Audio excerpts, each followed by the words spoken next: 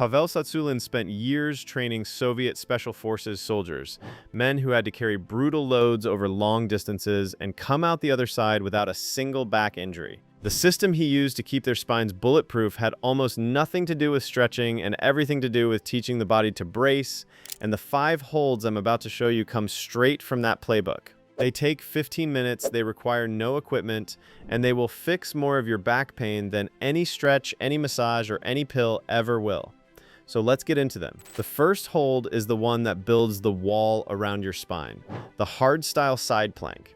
Now, most people, when their back hurts, immediately start stretching it. They twist, they fold forward, they hang off things, and they get a few seconds of relief before the pain comes right back. Here's the thing nobody tells you. A painful lower back almost never needs more flexibility. It needs more stability. Your spine is meant to stay still and solid while your hips and shoulders do the moving, and when the muscles that hold it stable get weak, your spine starts shifting under load, and that shifting is what you feel as pain. The side plank trains the muscles along the side of your trunk, the ones that stop your spine from collapsing sideways, and it does it without bending the spine at all. Here's how you do it.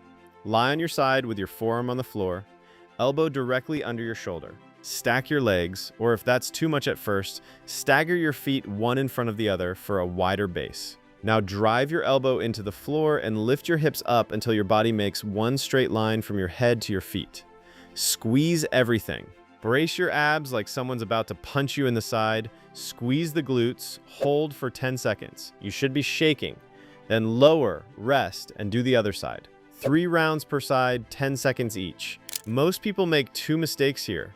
The first is letting the hips sag toward the floor, which kills all the tension and puts strain right where you don't want it.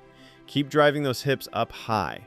The second mistake is holding too long. If you can hold a side plank for a minute, you're not generating enough tension, you're just resting in the position. 10 hard seconds beats 60 soft ones every time. If a full side plank is too much, drop to the modified version. Bend your knees and lift from your knees instead of your feet, keeping everything else identical.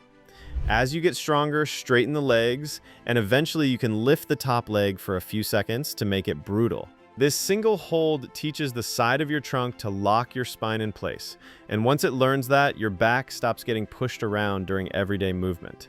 The second hold trains the part of your back that controls rotation, and it's the one physical therapists quietly rely on more than almost anything else. The bird dog hold. A huge amount of back pain isn't from bending or lifting, it's from your spine twisting and shifting a tiny amount over and over every time you walk, reach, or turn. The deep stabilizing muscles that are supposed to prevent that twisting have gone quiet, usually from years of sitting. The bird dog wakes them up and teaches them to hold the spine perfectly still while your arms and legs move, which is exactly what real life demands of them. Here's how you do it. Get on your hands and knees. Hands directly under your shoulders, knees under your hips. Set your back flat, like a tabletop, and brace your abs. Now reach one arm straight out in front of you and the opposite leg straight out behind you at the same time until they're both in line with your body. The whole point is that your back does not move at all while this happens. No arching, no twisting, no dipping to one side. Imagine balancing a glass of water on your lower back the entire time. Hold the extended position for 10 seconds. Come back to the start and switch to the other arm and leg. 5 rounds per side. The mistakes here are about control. The first is rushing, throwing the arm and leg out and letting the lower back sag or rotate. Slow down.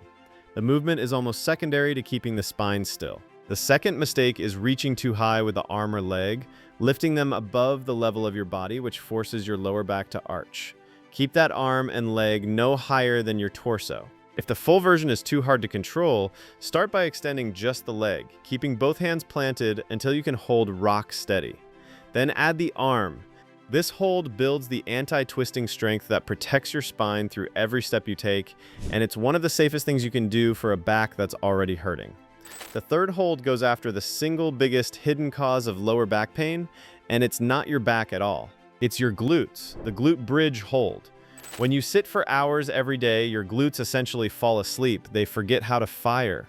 And here's the problem with that. Your glutes are supposed to be the engine for everything your lower body does, but when they're switched off, your lower back muscles step in and try to do the glutes' job for them.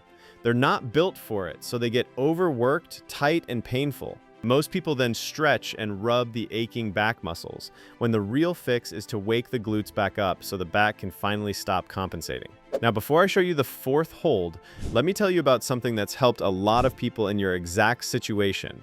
If you've been dealing with chronic back pain, stiffness, a body that just doesn't move the way it used to, I want you to know you're not stuck with it and you're not too far gone.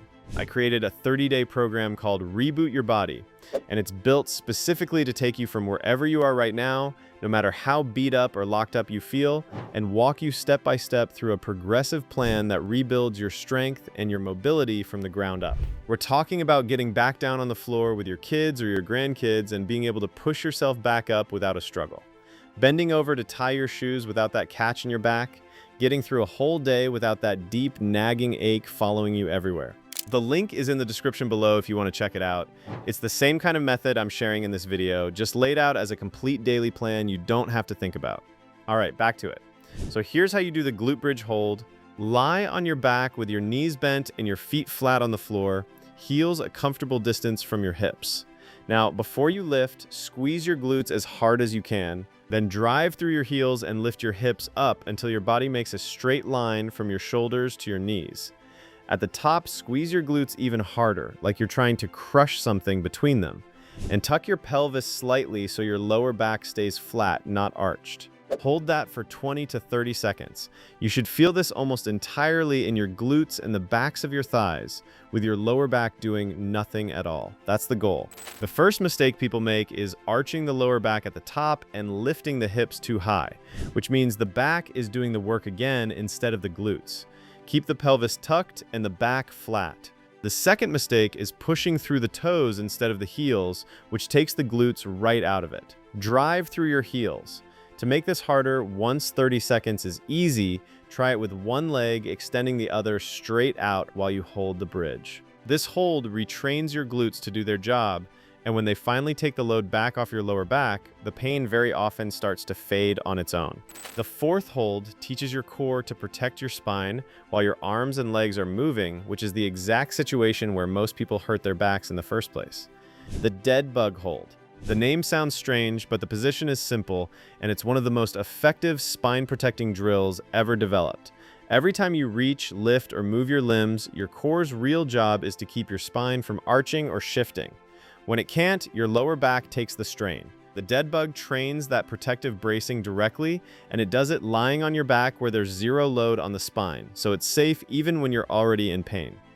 Here's how you do it. Lie on your back, lift your knees up so they're bent at 90 degrees, stacked over your hips, and reach both arms straight up toward the ceiling. Now press your lower back firmly into the floor. There should be no gap between your back and the ground, and that connection is the whole exercise. Keeping your back pressed down, slowly lower one arm back overhead and the opposite leg straight out toward the floor at the same time. Go only as far as you can while keeping your lower back glued to the ground. The moment it starts to lift, you've gone too far. Hold the lowered position for a few seconds, bring them back, and switch to the other side. Move slowly and do 5 to 6 controlled holds per side. The first mistake is letting the lower back arch up off the floor as the limbs extend, which defeats the entire purpose. If that happens, don't reach as far. The second mistake is holding your breath and tensing your neck and shoulders. Keep breathing steadily and stay relaxed from the chest up. If the full version is too hard, keep your knees bent as the leg lowers instead of straightening it, which shortens the lever and makes it much easier. This hold builds the deep core control that keeps your spine safe through every real-world movement, and it's the difference between a back that gives out and a back that holds strong. The fifth hold is the one Pavel and the whole Soviet strength tradition leaned on hardest, and it looks almost too simple to matter. The suitcase carry hold. You're going to pick up something heavy in one hand, hold it down at your side, and just stand there tall and braced, fighting to keep your body perfectly upright.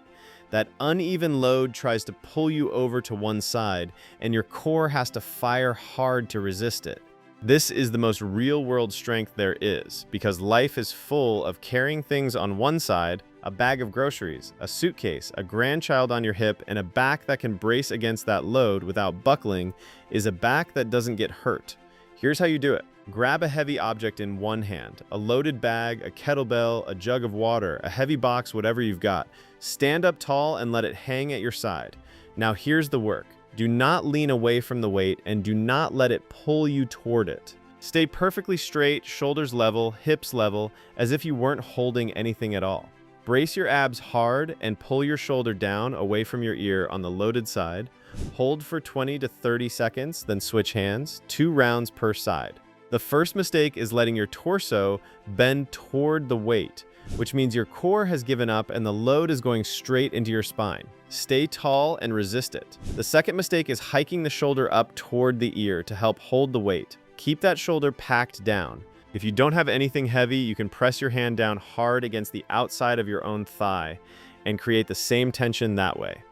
As you get stronger, use a heavier object or add a slow walk while holding the brace. This hold builds the kind of standing, braced strength that protects your back in the exact moments daily life is most likely to wreck it. So here's how you put all 5 together into a routine you can do 3 to 4 times a week. You'll start with the Hardstyle side plank.